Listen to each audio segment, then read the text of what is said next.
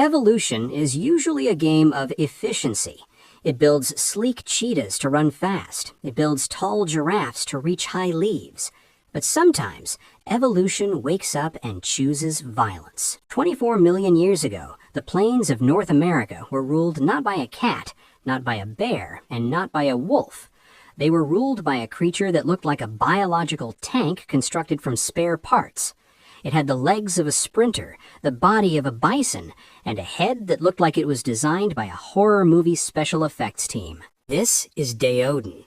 For decades, we called it the Hell Pig or the Terminator Pig.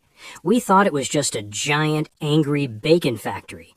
But we were wrong. This animal is something far more terrifying.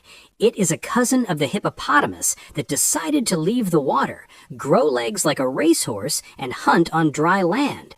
It was the largest of its kind, a 1-ton scavenger king that didn't just survive the harsh American wilderness, it bullied it into submission.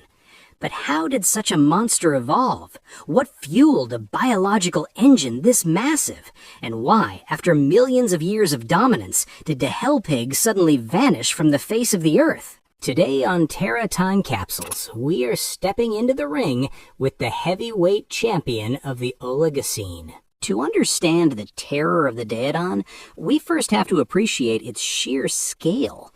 When you see artistic depictions of hell pigs, they often look like oversized warthogs, maybe waist-high. This drastically undersells the reality. Deoden shoshoniensis was the last and largest of the entelodonts. At the shoulder, it stood nearly 1.8 meters tall, that is 6 feet. A tall human man could look this animal in the eye, but he would be staring directly into a neck thicker than a tree trunk. In terms of weight, it was in a league of its own. Estimates put a healthy adult Deoden at around 1,000 kilograms, or over 2,200 pounds. That is the size of a black rhino or a small car. But unlike a rhino, which is built low and wide for stability, Deoden was built for something else entirely. Look at the legs. They're shockingly thin.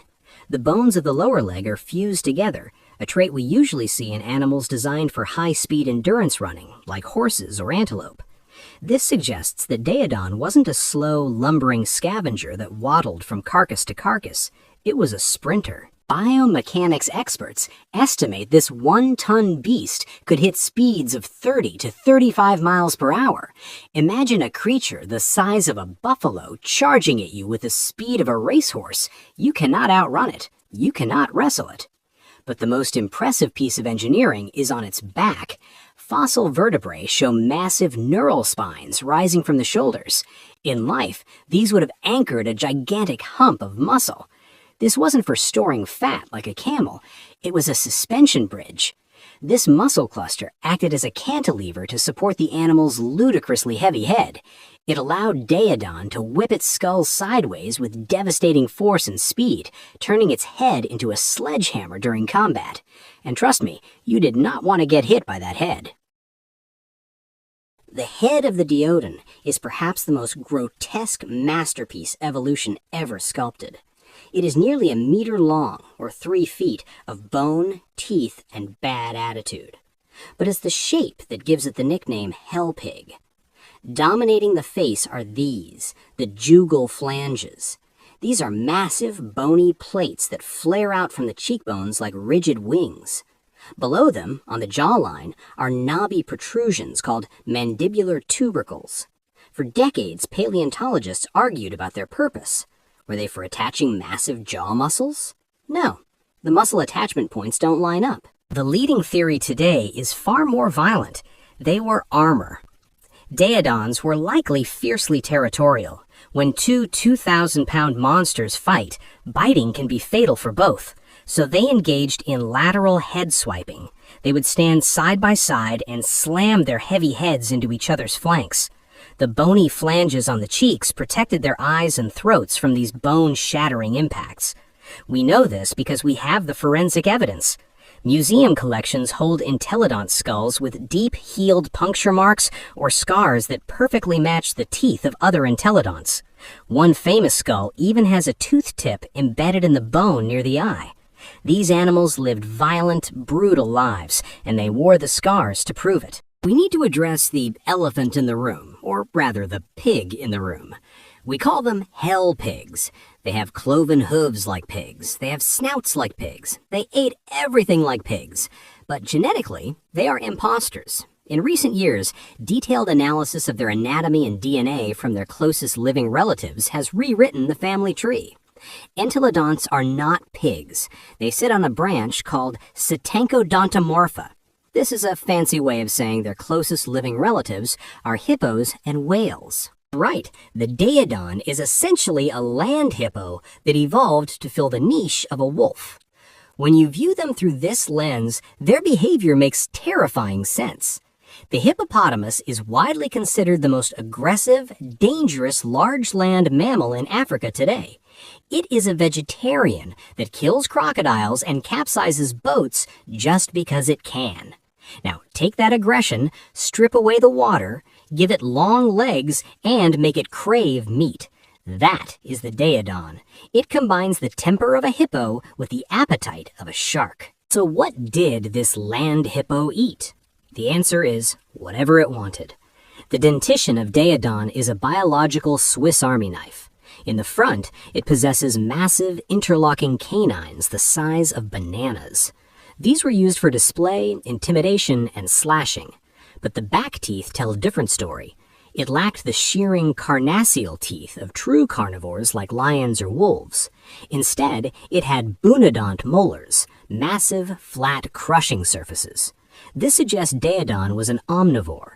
It likely ate roots, tubers, and tough vegetation during lean times, but isotopic analysis of their bones proves that meat was a massive part of their diet. However, Daeodon wasn't a pursuit predator. It didn't sneak through the tall grass. It practiced something called kleptoparasitism. It was a bully. It would let smaller, faster predators like Hyaenodon do the hard work of killing the prey. Then, Daeodon would arrive. Using its sheer size and terrifying face, it would scare the hunters away and claim the carcass for itself. And it didn't just eat the meat. Those crushing molars and jaw muscles, generating an estimated 2,000 psi of bite force, allowed it to pulverize solid bone. This gave Daeodon access to a food source no one else could reach, the nutrient-rich marrow inside the skeleton. It was the ultimate cleanup crew, leaving nothing behind but dust. For millions of years in the Oligocene and early Miocene epochs, Daeodon was the undisputed king of the plains. But no king rules forever. The world was changing. The dense, wet forests were drying out, replaced by open grasslands. And across the land bridge from Asia, a new threat was walking into America. Enter the Amphiscion, the bear dog. These predators were a lethal combination of feline flexibility, ursine strength, and canine intelligence. They were nearly as heavy as a grizzly bear, but unlike the solitary Daeodon, they likely hunted in coordination. This was an evolutionary arms race. On one side, the brute force of the hell pig. On the other, the intelligence and speed of the bear dogs. As the prey animals became faster, evolving into swift horses and camels to escape the open plains, the stocky, heavy Daeodon found it harder to ambush them. It was squeezed from both sides. It couldn't catch the fast new prey, and it couldn't outcompete the smart new predators. The strategy of being a giant bully only works if you are the biggest thing in the room. Suddenly, Daeodon wasn't alone anymore. Around 19 million years ago, the fossil record falls silent. The Daeodon, along with the entire Entelodont family, vanished from North America. They left no direct descendants. The line of the hell pigs ended there. Today, the niche of the Daeodon remains empty. We have bears, which are omnivores. We have wolves, which are hunters. We have hyenas, which are bone crushers. But nature has never again combined them all into one package of pure intimidation. This beast was the ultimate bully of the North American plains. But I want to hear from you. In a hypothetical fight between a Daeodon and a modern hippopotamus, who dominates? The speed and jagged teeth of the hell pig, or the sheer aquatic bulk of the hippo? Let me know your battle predictions in the comments below. If you're ready for more incredible journeys into Earth's astonishing prehistoric past, make sure to like this video, subscribe to Terra Time Capsules, and hit that notification bell so you never miss our next adventure. Keep exploring the grand, wild history of our planet with us.